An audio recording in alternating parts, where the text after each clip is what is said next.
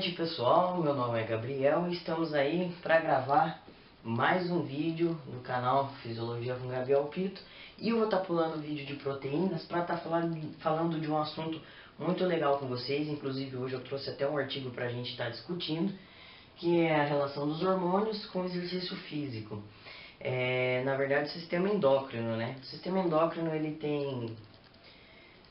tem como função, né, também garantir a homeostase do corpo, assim como outros sistemas, né? E o sistema endócrino ele é formado por glândulas e tecidos que vão estar liberando e estimulando a secreção de hormônios, né? Tendo eles como a pituitária, né, que recebe informações do hipotálamo.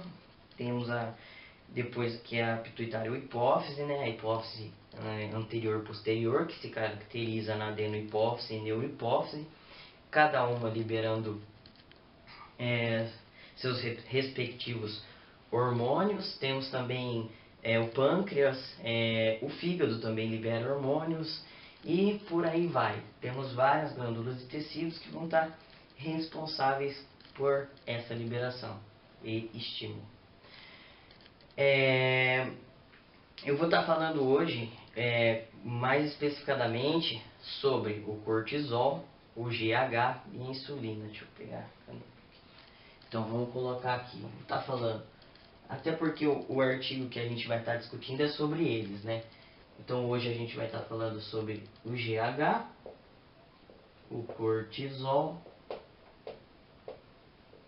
e a insulina.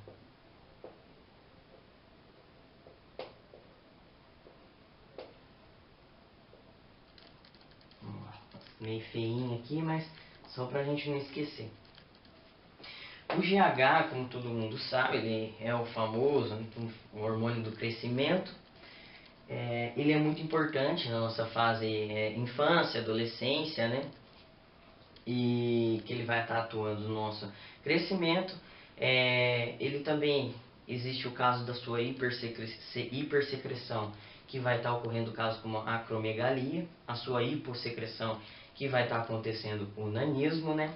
Então, a gente pode ter essas desregulares, vamos assim dizer, do GH, né? A hipo e hipersecreção, que pode estar acarretando os casos de acromegalia e nanismo. O GH ele é um hormônio anabólico, que vai estar estimulando o transporte de aminoácidos, estimulando a gliconeogênese, né? Que é a formação do glicogênio hepático, muscular. Ele vai estar estimulando a síntese proteica, gerando assim, né, um fator síntese proteica, né, o grande fator anabolismo.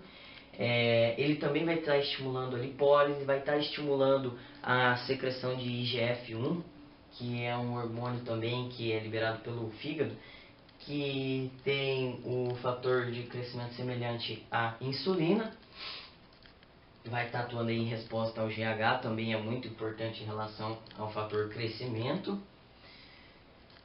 E em que momento que o GH vai estar aparecendo no exercício? O GH ele vai estar aparecendo em exercícios que têm maior intensidade e menor descanso.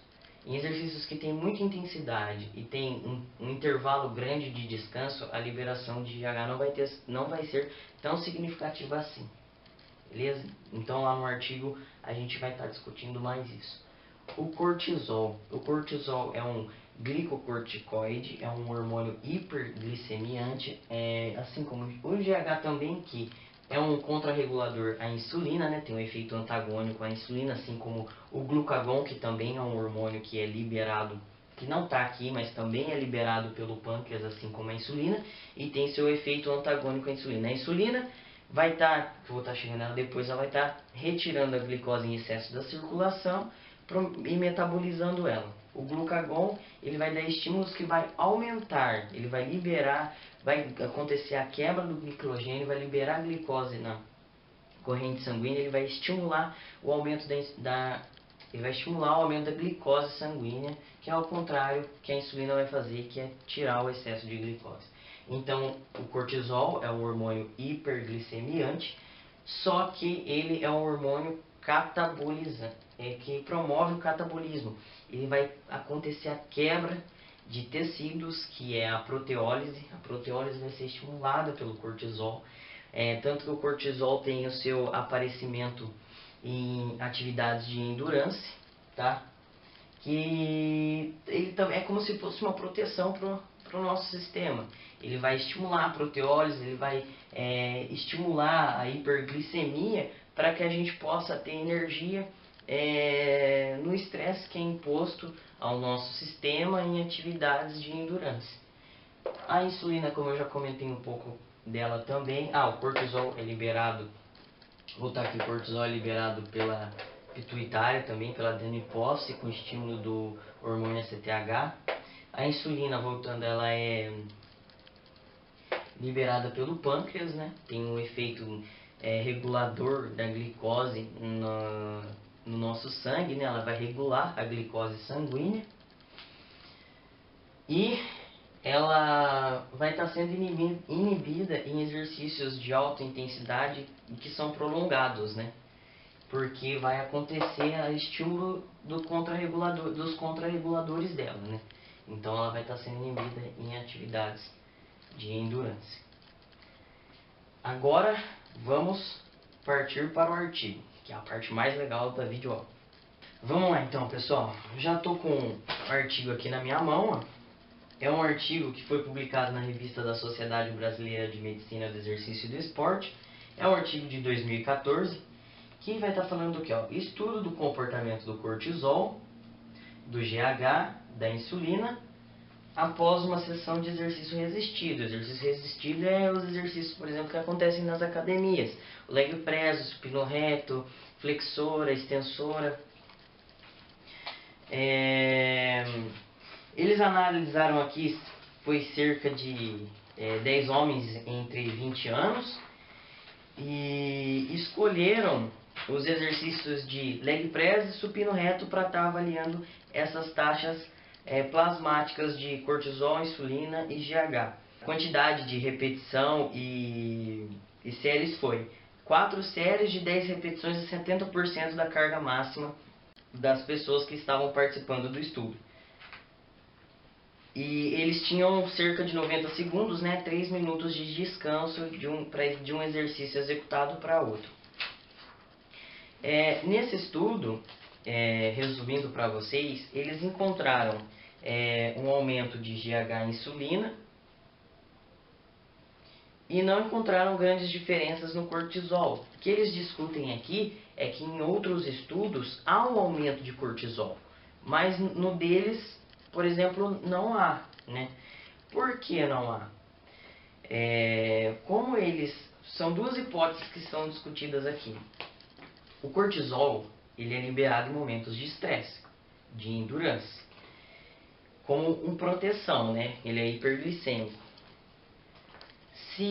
Como aqui foi estudado 4 séries de 10 repetições, com 3 minutos de descanso entre elas, no leg press e no supino reto, talvez as taxas de cortisol não foram tão significativas por causa da intensidade do exercício e do tempo longo de recuperação. Talvez não tenha sido imposto um estresse significativo para que houvesse a liberação significativa de cortisol. Tanto que os hormônios, eles têm a sua quantidade liberada e a sua atuação no sistema conforme o exercício que estimulou aquela tamanha liberação, aquela tamanha influência e atuação dos hormônios. Então, por eles ter atuado o estudo em cima de 10 repetições de 4 séries com carga máxima de, deixa eu olhar aqui, 70%, né? 70% da carga máxima, talvez isso não tenha sido um estresse suficiente para liberar uma quantidade de cortisol significativa, como foi encontrada em outros estudos.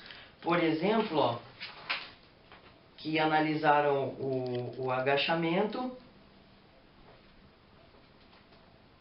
e diminuíram o tempo entre o descanso. Então foi imposta uma carga maior, foi imposta uma intensidade maior e um tempo menor de descanso. Aí sim foi encontrado um nível mais significativo de cortisol. Outra coisa que eles falam aqui é em relação à insulina, né? A insulina não teve queda. No deles, a insulina foi encontrada... a insulina não foi encontrada em níveis baixos, como foi encontrada em outros estudos. Talvez pelo mesmo fator. A insulina, ela tem... a insulina, ela é inibida e começa a ser estimulado os contrarreguladores quando, por exemplo, ao mesmo tempo que é liberado o cortisol, que é um contrarregulador, que é liberado os hormônios hiperglicêmicos para estar gerando energia durante um exercício de carga máxima, um exercício que já gerou um estresse. Então, como o exercício deles já não gerou isso para estar sendo o suficiente para altas concentrações de cortisol, também não foi o suficiente para ter uma queda de insulina como nos outros estudos. Outra coisa legal que eles encontraram nesses estudos, como eles analisaram o leg press e o supino reto, eles perceberam que a concentração de GH era maior quando o pessoal que estava lá participando do estudo, né? Eles perceberam que quando era realizado o leg press, a taxa de GH do plasma era mais alta. Por quê? Chegou-se à conclusão que, como o grupo muscular dos membros inferiores tem mais fibras, é um grupo muscular maior, quadríceps, os isquios, os vastos, né? Como o grupo muscular maior em relação ao peitoral é um músculo maior, então ele tem um gasto energético maior. Então, durante exercício, pessoal aí que não gosta de fazer agachamento, pessoal que não gosta de treinar perna, é comprovado, tá? O leg press, o agachamento, como recrutam um número maior de fibras, eles estimulam uma maior liberação, um maior pico de GH e testosterona em exercícios que recrutam essas maiores fibras, porque tem a sua taxa metabólica maior, necessita de mais energia. Basicamente, o estudo falou disso, que foi muito legal para estar discutindo sobre o efeito desses hormônios. Eu vou estar disponibilizando para vocês na descrição do vídeo o link para vocês baixarem. Espero que vocês tenham gostado. Nesta semana ainda vou estar postando o vídeo das proteínas, fiquem tranquilos. E semana que vem, quase certeza, vou estar continuando com mais um artigo e mais pelo menos 3 hormônios. A gente vai ainda ver as catecolaminas, a leptina, grelina, entre outros. Vou falar muitos, como já é 2h30 da manhã, não vai vir na minha cabeça agora. Mas a gente vai estar falando deles aí. Vejo vocês com proteínas e semana que vem. Valeu, muito obrigado.